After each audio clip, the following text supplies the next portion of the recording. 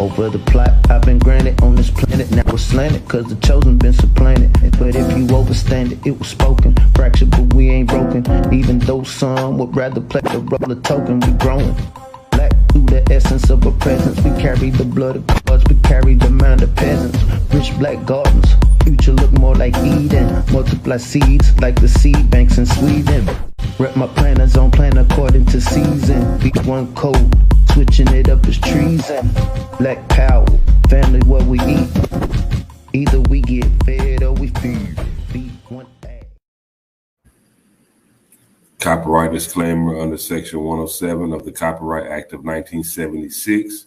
Allowance is made for fair use for purposes such as criticism, comment, news reporting, teaching, scholarship, and research. Fair use is a use permitted by copyright statute that might otherwise be infringing. Nonprofit, educational, or personal use tips the balance in favor of fair use. What is growing on? What is growing on? What is growing on? Welcome back to B1AG. Here at B1AG, we focus on Black agriculture as it pertains to agricultural production, education, marketing, health, food, nutrition, and economics for the Black family and the Black community. Welcome back to another episode. I'm John Henry Harris, and we also have Farmer Brown EMC. Before we get started, I would like to ask you all to like, share. Hey, subscribe to B1AG Daily Bread Podcast on YouTube. Let's push this algorithm. Let's make this a larger conversation. Our food system is going through a lot of changes and challenges, and we need to be abreast of what's going on so we can make healthy decisions when it comes to our food. Today's story, we're going to talk about Burger King. Now, growing up, you know, McDonald's has always been very famous, but I always loved Burger King. I always liked Burger King. The burgers off the broiler, flame broiled burgers. It just seemed that was more of a real meal to me. But Burger King, they recently just banned 120 artificial ingredients. Now it's 2021.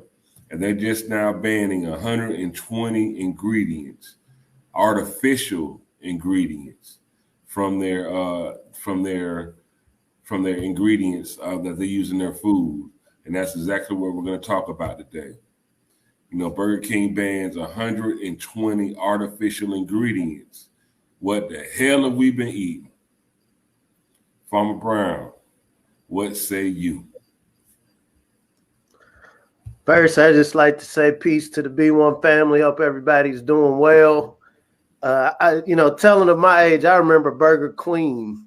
That was like the McDowell's to the McDonald's, so to speak. But yeah, used to love Burger King. I haven't eaten there in years.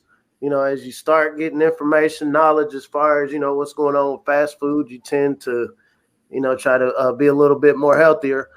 But I remember in one of my food safety courses, this is when I was doing my undergrad courses, that they were talking about how meticulous these fast food joints and many food vendors market.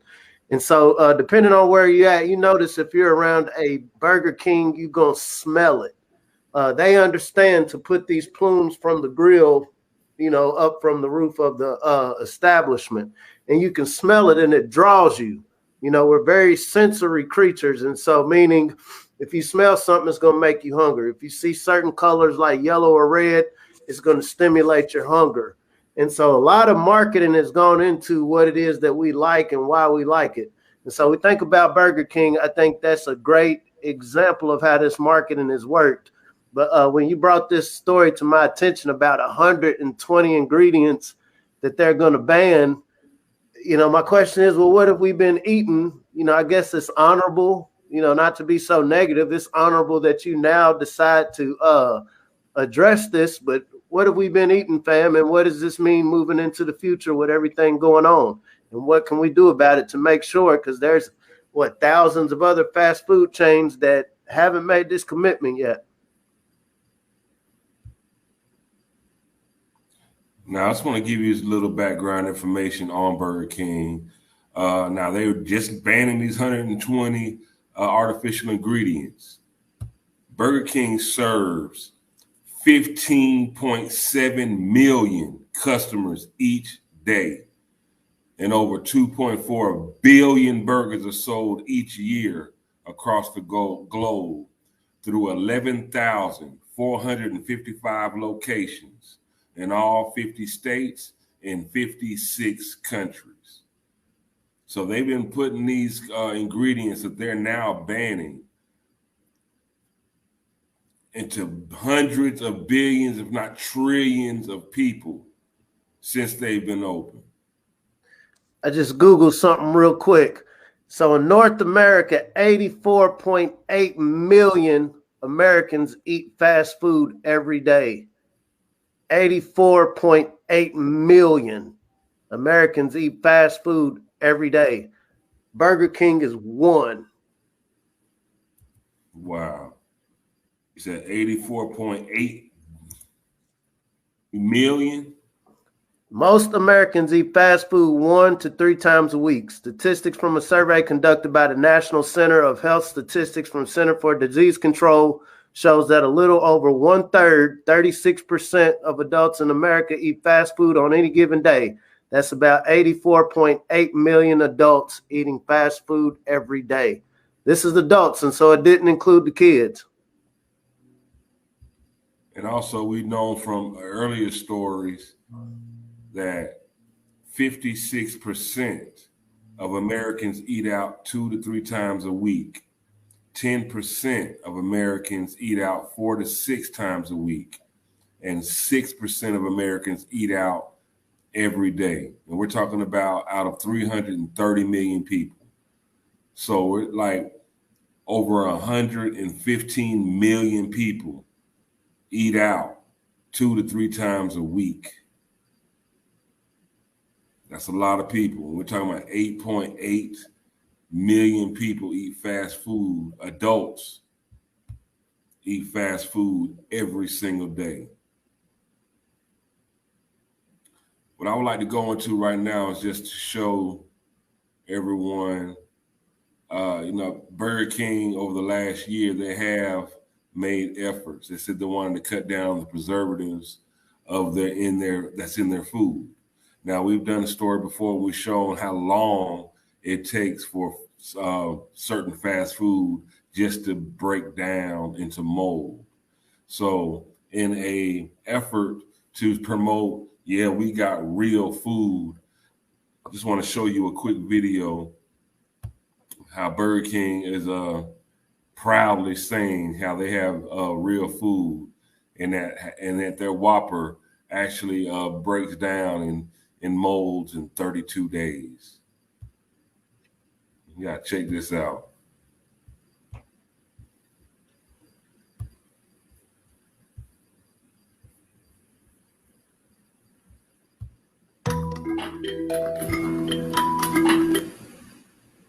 We did it again. Verizon has been named America's most reliable network by Root Metrics, and our customers rated us #1 for network quality in America, according to J.D. Power, proving there's only one best network.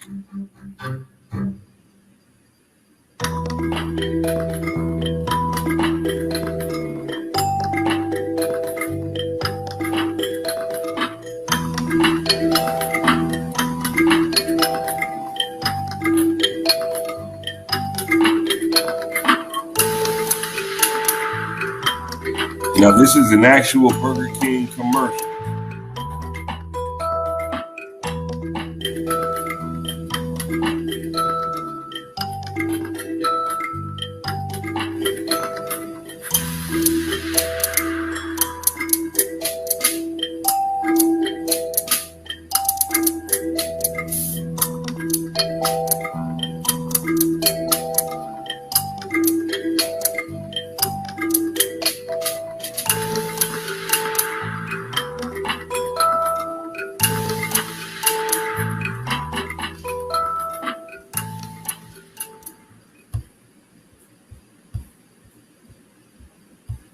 Now, those are just the additives.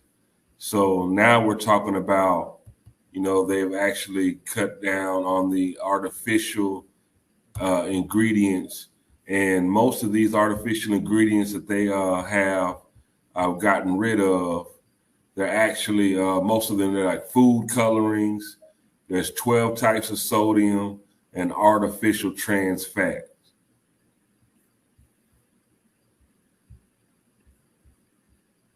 So I had there's many of them, but I think it was 5 that I came across that were relative eventually. Peace, Brother Thaxton. Interesting to me. So natural beef flavor, and so McDonald's, as long as other as well as other burger joints, world famous fries are made with natural beef flavor that contains hydrolyzed wheat and hydrolyzed milk. The corporation settled a group of lawsuits for labeling their fries as hash browns and vegetarian, although they were enhanced with beef from vegetable oil.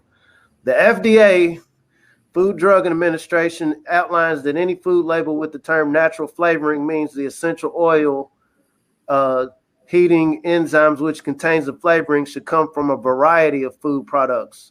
And so what exactly is in this beef flavor? Potassium bromide. And so this additive is tossed into recipes to enhance texture and rise in flours. Animal studies found a possible link to cancerous tumors. Potassium bromide was banned in Canada, the UK, and the European Union, is yet and still reportedly found in sandwich buns and pizza doughs in the US. Propylene glycol. So this is a colorless compound that doesn't appear in nature and is used as an anti-caking agent, according to the FDA. These cause cancers. There's another one called TBHQ, and this is found in fast food restaurants, and it contains a preservative. Studies have shown that it leads to health complications, and it affects the lungs and breathing. These are just a few, but I think the family understands as we think about some of the mandates that have come down. Nothing is just isolated in a vacuum. Everything has an origin and a reason for why it exists. Once again, not to throw shade on Burger King, I think this is a great effort to at least address, what research has found to be a problem. But we still have to look at all of these underlying conditions, because we know these fast food joints are typically more prevalent in areas where we don't have grocery stores. We've discussed this more than a few times now, that the melanated family tends to live in these areas where our food supply is going to be these fast food joints. And so I think it's very interesting that the FDA of all organizations or agencies have approved these places to sell this food over decades. And then when we think to 2020, 2021, some of the pre-existing conditions that makes our group candidates and targets for, hey, we need to help you a little bit more. We need you to meet with Dr. Jabinski. Some of these additives that's gone into this food has actually caused this problem. And so once again, I think this does lend to a deeper discussion. Neither him or myself are medical experts, but I did learn how to read the master's language. And it says it flat out, hey, this causes this problem. Fast forward now, the problem you face, you have pre-existing conditions because of this. And so once again, tying this to Burger King and the thousands of other fast food joints and restaurants, what does this mean, family? If we're not growing, what is our alternative? Because the other 999 haven't committed to the same thing the Burger King has.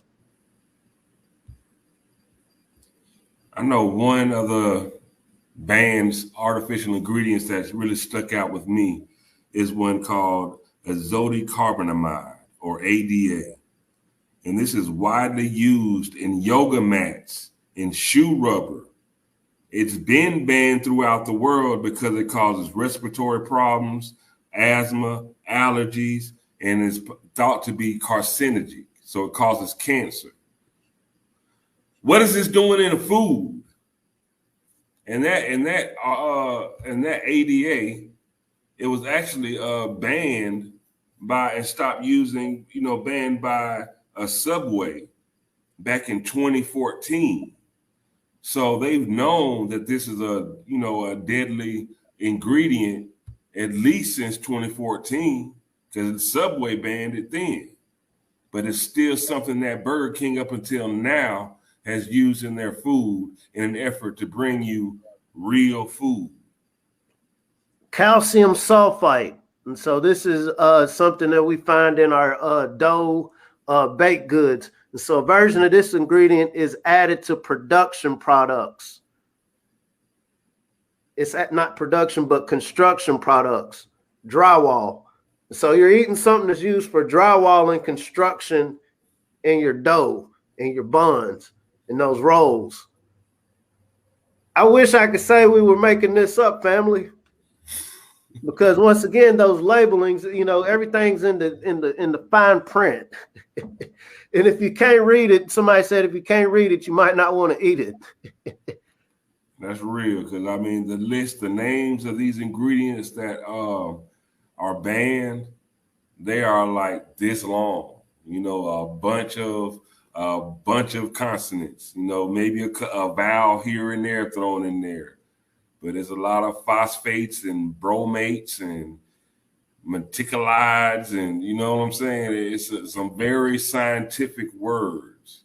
Very scientific words. It's not like simple words like wheat, flour, you know, water, you know, this, you know, real things, real elements that we're used to eating and we know is safe for us to consume and digest. I got one for you before we go into the solutions, because here at B1AG, you know, this is ultimately about solutions. You know, we like to lay out what's going on, and it's very disturbing. We like, and you know, I had that plastic face right now because it's frustrating, because we are aware that we live on a planet that produces natural food.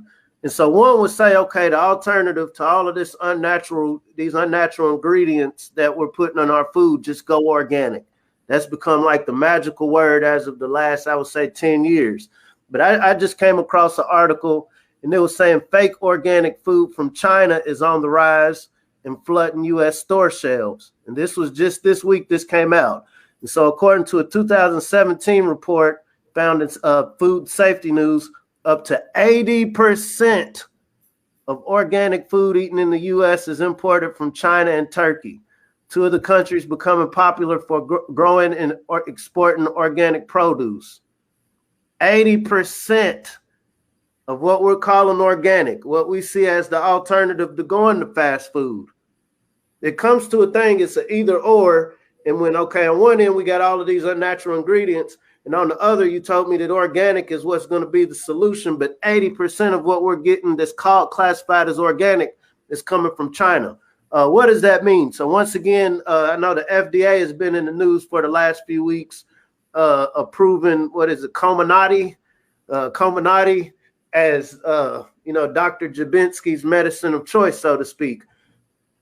They approved a lot of these things that we're talking about, but China doesn't have an FDA, meaning that their quality or standards of determining if something is healthy for human consumption isn't the same. The lack of regulation, which Beijing-based government of China is just starting to implement right now, has caused rampant air and water pollution in this country. Studies have shown at least 40% of the rivers are polluted, as well as 90% of the groundwater. Another report states that 1/5 of China's farmland is polluted. China's farmland, we're talking about rice. You know, I have elders in my family that take medicines. A lot of medicines come from China. When it comes to our seafood, so more than 80% of the seafood that people eat is cheaper to produce in China. And, you know, these are numbers that's coming out. Once again, when truth is brought to your attention, this isn't Farmer Brown bringing the truth. I'm just simply reading what has been reported. And so it's left to the family, like, okay, are we going to be distracted by all of these things that stoke our emotions, or are we going to look at the facts that's being brought to us? Because the magic only works when you're honest. And all of these factions that we speak of are being honest about what's going on. When we think about this organic issue of, okay, if 80% of what I'm eating is organic, is coming from somewhere else, what is the other solution? It's growing your own food. And it seems at this day and time, in this age we live in, it seems like it's the safest thing to do. Like it's almost like it's the safest thing to do. I say on this platform, I say it all the time that food is medicine. When I say food is medicine, I mean like real lettuce, real produce, real fruits and vegetables. You know, they are medicines. These are where medicines get their active ingredients from. It's from food and flowers and herbs. You know, this food is medicine. But this fast food that 84.8 adult Americans eat every day is poison. It's not medicine. It's poison. And we have to get back to growing our own food. We have to get back to eating real food. Now, Burger King, they're promoting this as getting back to real food. And they're even, getting celebrities to promote this new food by using their real names, like Nelly. His real name is Cornell Haynes Jr. So he have a Cornell Haynes Jr. meal, to trying to show how real they are. But they have not been real for so long. Trillions of people have been eating this fake stuff. Trillions of people have been eating drywall. And we're talking about pre-existing conditions. I always heard an apple a day keeps the doctor away. I'd rather have those pre-existing conditions keeping the doctor away from eating fresh fruits, vegetables, real food, real food. Let's look at the economic impact of this. And so one of the reasons we have preservatives in food, this is playing devil's advocate, is I'm growing this, I'm producing this in location A.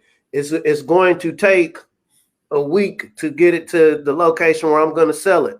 And so I need to store it somehow. I know you don't want your banana looking all brown and shriveled. I know you don't want your apples, your fruits to be all shriveled. I know you don't want your burgers, or whatever food you're eating is frozen, to look nasty. And so that's why preservatives are put into it. But at the end of it, every day that it's shipped is losing a little bit of nutrient. And so this is why a lot of these ingredients are added. We've become a people, not just here in North America, but around the world. We like our food to taste a certain way. At the end of the day, I can't speak for the Most High, but I understand the Most High created food for us to energize ourselves.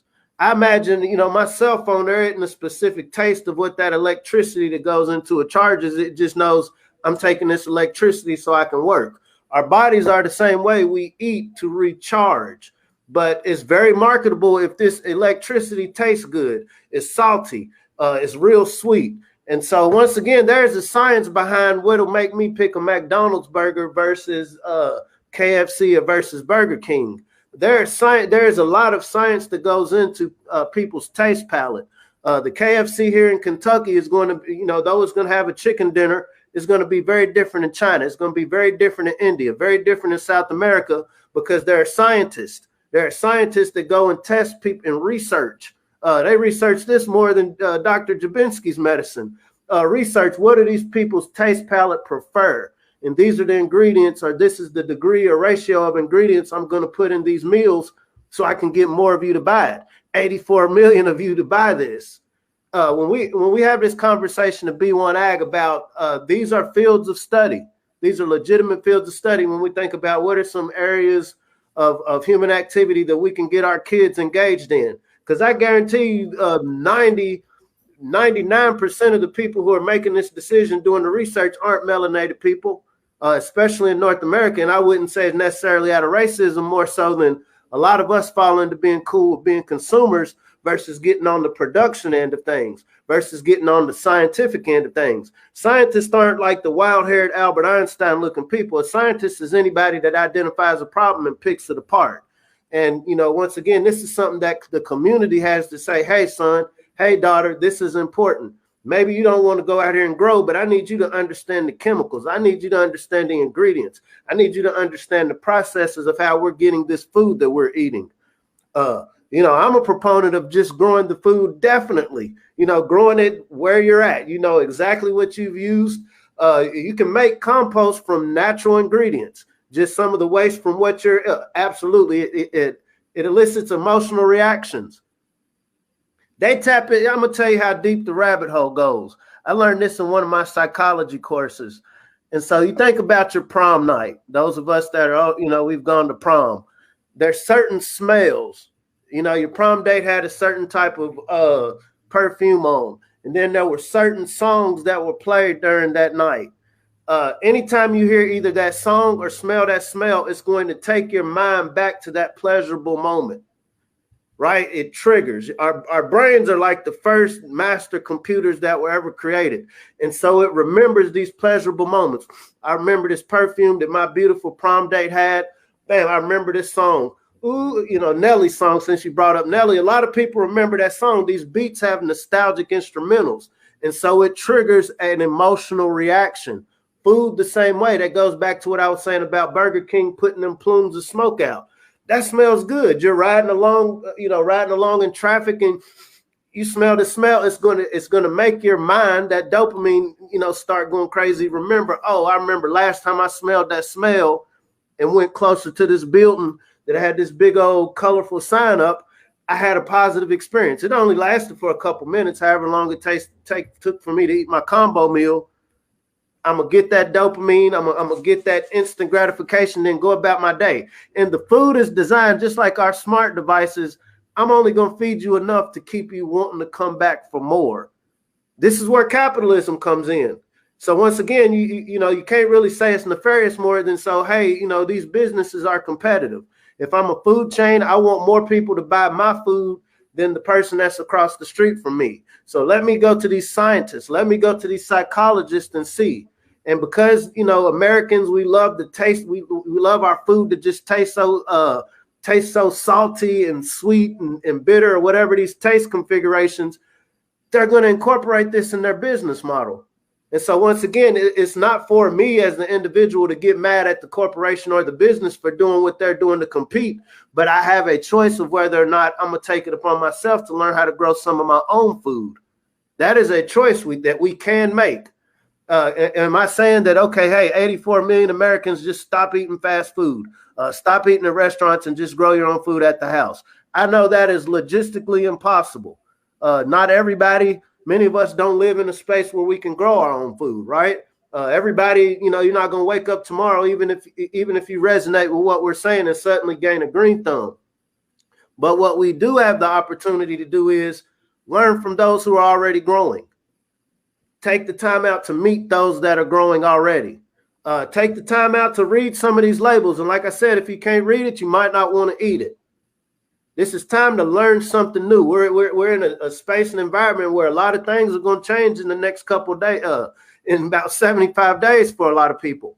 And so this is the perfect excuse to really revisit our food security, really revisit what our food sources look like. Can I have more power in what I'm eating? Maybe I'm in an apartment, but hey, I know about 10 other people in my complex that have this same concern about, now what are we eating? So can I allocate my balcony space for one thing? You allocate yours for another? Can I revisit? Can I check out some of Lead Farmer's information? Can I check out some of B1AG? Can I check out Goo What It Do, Ron Finley? Can I check out some of this information and see what I can do indoors in a container? Can I check out the Homestead Heart and see what they're doing with their 1 acre, their 2 acres? So the information around us is available to address this. Like I said, I commend Burger King. I'm probably not ever going to go there again, but I commend them for at least stepping up and saying, hey, we've been adding 120 artificial ingredients to our food. We want to change it. I commend the effort, but we're in a time and space where you can't take it back. Once I've slapped you, once I've cut you, once I've ruptured your skin, no matter what I say, I can say, oh, I'm sorry. I could kiss your toes. Pray to God, forgive me, but that's not going to uncut you. What you've eaten indelibly changes you. What we take into our body indelibly changes us. Food, it works the same way. And so once again, moving forward, what are the areas of power we have? And that the area of power is planting a seed. And that's what we really promote here. And not only do we promote planting the seed, again, we also promote people that are doing this already. And we'd like to share with you a lot of other content creators that are doing this work as well. You got Black growers, Black preppers, and other Black organizations across Facebook, Instagram, and YouTube, as well as some websites that you all need to really check out.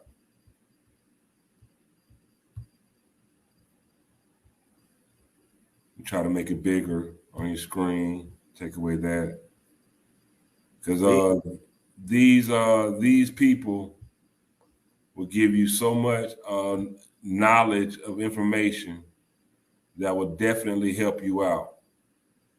On Facebook, you got Bread and Butter Farms, Sun Joined Hemp Group, Black Outdoorsmen, Black Owned Farms, Federation of Southern Cooperatives, Black Ag Entrepreneurs of America, National Black Food and Justice Alliance, Black Farmers Nationwide, Black Farmers and Agricultural Association, Detroit Black Community Food Security Network.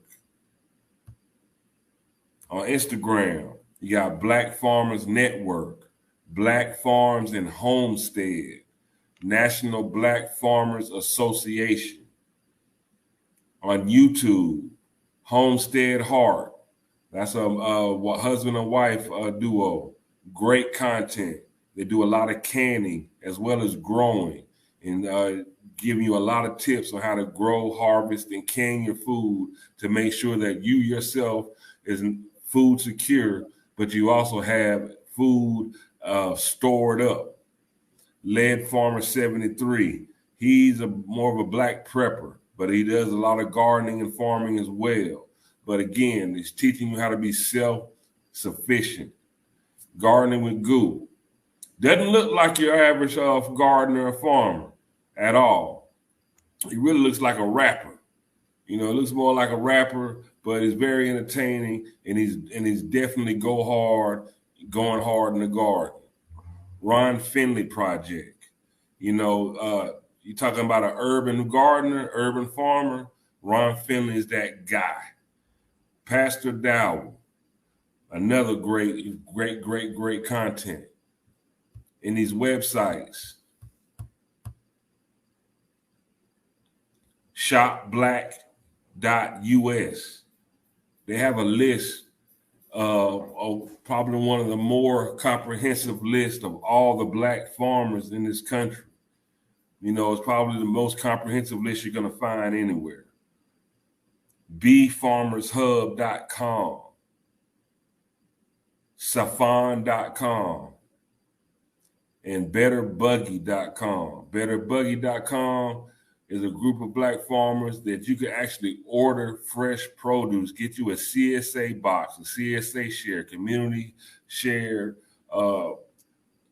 agriculture box, fresh fruits and produce sent to your door. Just like Amazon, like we were used to ordering Amazon and doing DoorDash, you can order fresh produce to come to your door from the hands of Black farmers. Now, I know you're probably not going to remember all these names, but we did make a graphic. We wrote them out. Go back, listen to it, write them down, look at these names, and use them. Use these resources. Educate yourself. Find out where these Black farmers are, where this information is, and make it a part of your daily life.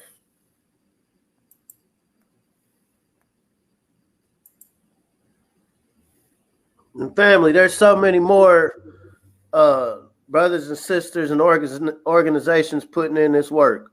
These are just a few that we're tapped into.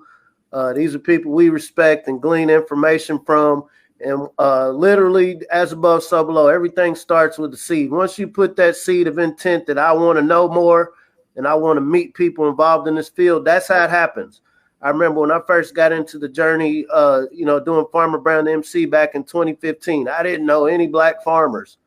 It was new to me. It was brought to my attention how little representation black farmers had. And it was 2% when I first started this journey. It's now down to 1.4%. But I had a very intentional intent on meeting farmers to really understand what's going on. And from there, I easily know about 60 black farmers now. And black farmers aren't highly promoted.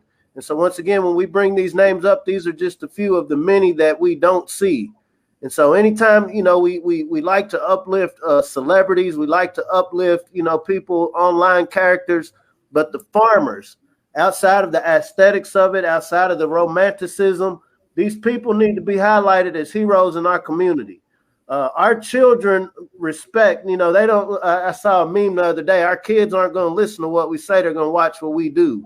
And so going into this unsure future that I'm not going to say unsure, I know what's going to happen, we're going to win it. But a part of this win is going to be connecting with the producers, not only the ones who have already been doing this work, but these are the people who are going to teach those that want to get into this work and carry it on. We're in our finest hour, family, and the seeds to produce this yield of beautiful, productive black folks, they already exist. It's just a matter of planting these seeds. Are we going to plant them in our minds? Are we going to plant them in our homes? Are we going to plant them in our children's minds?